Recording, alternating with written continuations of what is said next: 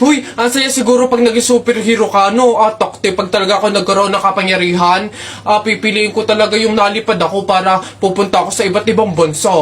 Lalo ako, talaga, para maging superhero ako, pipiliin ko kapangyarihan yung yung malakas yung katawan, talaga bubuhati ko yung mga building, yung mga sasakyan, tsaka masasapa ko na si Hulk. Yan, kayo mga kapangyarihan yung napapangit ang bobodo, yung sa akin talaga malupit, astig. Pag ako naging superhero, talaga kapangyarihan ko yung invisible, talaga para pag naliligo si Crush si buti naman anak, makakalipat na tayo ng bahay. Ay, so nga nay, buti na lang makakalipat na tayo sa mas maayos na bahay. Pero may tanong ako, bakit ang daming nagsasabi na pamahiin daw kapag daw lilipat ng bahay at paalis na, wag na daw lilingon dun sa bahay na yun kasi may mangyayari daw masama? Bakit kaya? Nak, bakit mo ba natanong? Nay, gusto ko sanang lumingon para masulyapan yung bahay natin. Syempre, tagal na din naman natin tumira dyan, kaya napamahal na rin tayo. Bago man lang tayo umalis sana na masulyapan ulit kahit saglit. Ay, hindi anak. Sige lang, lumingon ka lang. Hindi naman tayo naniniwala sa mga pamahiin na yan, di ba? Walang mangyayaring masama, panigurado, promise. Sige, nay. Ay! Hoy, kayong dalawa. Ay, ano? Ganon-ganon na lang yun? Aalis na kayo agad, ha? Hindi nyo pa nga tapos bayaran yung upa sa bahay, Pati yung ilaw at tubig, hindi nyo pa tapos bayaran, tapos aalis lang kayo, ha? 10 yung pinapakain kong anak, tapos yung asawa ko batugan pa, tapos aalis kayo, hindi kayo magbabayad. Ang kakapal na mukha nyong lahat. Hindi ako papayag. Balik! Uwi!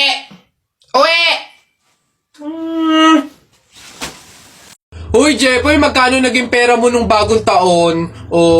Madami akong naging pera. Nung nagpanabog sa amin, dami kong napulot na barya Tapos meron pa 100, may 20, tsaka 50, ba't ang yabang mo? Parehas lang naman tayo. Ganyan din naman yung naging pera ko nung bagong taon. Yung sa akin nga, iipunin ko para yung pambili ako ng madaming pellet, tsaka sapatos, tsaka damit lalo sa akin. Lalagay ko pa nga sa alkansya para maipon na maipon. Dumami pa lalo yung pera ko Bili na kayo!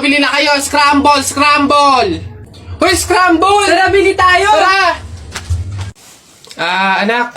Ay, nay. Bakit? May hawak bang pera sa kabaong yung lolo mo? Wala po, nay. Bakit po? Ay, lagyan mo. Pamahiin kasi yun na dapat may hawak na pera sa kabaong yung namatay. Pinakapamasahin niya na kasi yun sa langit. Sige po, nay.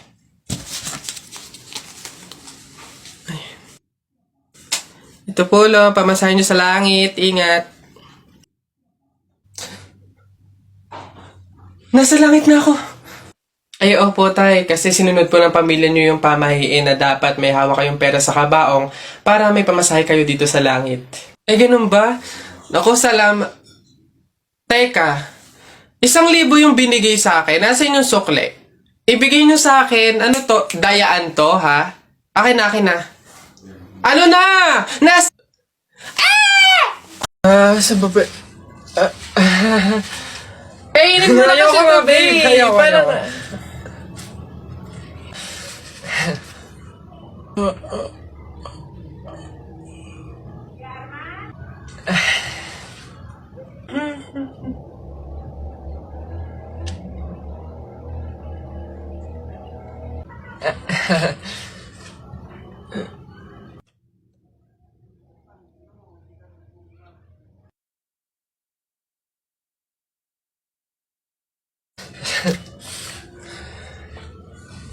Babe, happy Mansari. Hindi ba ako babatiin? First Mansari natin ngayon, Nakakatampo ka naman, Tapos meron pa akong regalo sa'yo, Mansari, alam ko. Di ba butas yung panty mo? Ba't hindi na lang yun yung pinabili mo ng mga yan, ha? Alam na, butas yung mga panty na yung mga regalo pa naisip bilhin. Babe, naambol pa silong naman ako.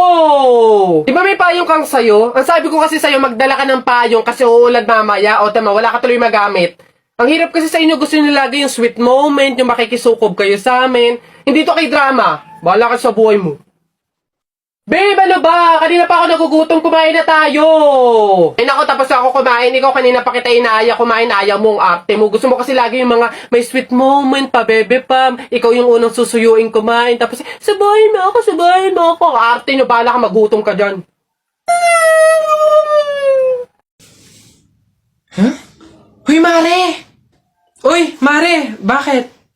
Napapansin ko, ba't parang ang lungkot mo ngayon? Nako, Mare, minsan kasi naiisip ko kung makakapunta ba ako sa langit pag namatay ba ako, ganun. Sus, yun lang pala eh. Alam mo, may solusyon ako dyan sa iniisip mo. Ha? Solusyon? Ano naman yun, Mare? Di ba mahiin? Alam mo, sabi kasi nila, 24 hours daw na bukas yung gate ng langit tuwing Pasko. So, kung sino daw yung namatay ng Pasko, swerte daw yun kasi daw, diretso na daw agad sa langit yun. So, Mare, tara na, let's G? Ha? Aba sira. Ay, bakit, Mare? Ipatingin mo na yung utak mo.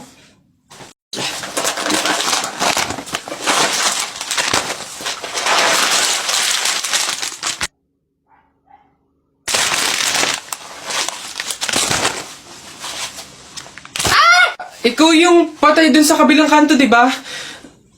Huwag mo ako multuhin, ibabalik ko na tong mga to. Nagbaka sakali lang naman ako, hindi naman totoo. Joke lang to eh. Ang OA mo, hindi kita minumulto, hihingi lang ako. Putik nang yung ilang araw na ako nakahiga doon sa kabaong, di man ako pinapakain. Pingin ako niyan. Ang kunat na naman nito. May dala ka ba dyan tinapay? Hina mo naman. Iha, ikaw ba yung asawa nung namatay? Ay, opo, ako po. Bakit po? Gusto ko lang sabihin na mamaya sa libing, bawal kang kasunod sa prosesyon ng patay. Ay, bakit po? Pasensya na Iha kasi di ba pamahiin na kapag daw kasunod sa prosesyon ng patay yung asawa, maaari daw na siya yung sumunod na mamatay. Maigi na yung nag-iingat. Ay, opo nga, mas mabuting sundin na lang po, no, kaysa may mangyari pang masama. Sige po, gagawin ko po. Oo, kaya siguro dumaan ka na lang sa ibang lugar para makapunta dun sa sementeryo. Wait lang po. Hello, ate! Oh, hello, bakit? Ano ba, nasan ka na? Ililibing na tong asawa mo, oh. Ay, pasensya na ka mo kasi may sinunod pa akong pamahiin na dapat dumaan muna ako sa ibang lugar para makapunta sa sementeryo. Hintayin ka mo ako dyan mga 4 hours. Uy, pre, naihihina ako. Uy, gagi pre, ako din. Tara sa McDo tayo maki-CR. Bawal dito, public place eh. Tara. Dito. Yeah, okay na. Uy, teka. May pwesto ba kayo dong lamesa? Wala po. Oh, pagkain, umorder ba kayo? Ay, wala din po. Oh, ayun, dali. Alam na namin yung mga ganyan nyo. Hindi na ba kayo mga umorder, pero pupunta kayo dito para maki-CR lang. Tapos iiwan yung makalat, iiwan yung madumi, tapos kami yung mapupurwisyo. Hindi na pwede mga ganyan nyo. Kung gusto nyo maki-CR, 20 pesos, sa akin na bayad. Ay, ganun po ba? Sorry po. Ay, ito po, boss. Hindi nyo na kami mauuto. O, yun sa'yo. Ha? Ay, ito po yung sa akin. O, pasok. Oy, teka, saan ka din pupunta? Sa CR, bakit? Sus, panigurado nakiki-CR lang din to. Again, hindi na po libre ang CR sa McDo. Kung gusto nyo, magbayad kayo ng 20. Buti nga 20 nga lang. Libre na tissue, libre na sabon, libre na tubig. Swerte nyo nga, 20. Akin na. Sorry, what? I am the manager here and who are you? Bago ka lang dito? Ay, sir, sorry, hindi ko po kasi alam. Patay. You're fired. Nako tita, condolence po. Ay, ba't ka naman nakaganyan tutoy? Naka-asol ka pa, alam mo namang ibig sabihin nun pag may borol masaya ka nung namatayan kami. Baka pwede magpalit ka, ha? Balik ka na lang ulit.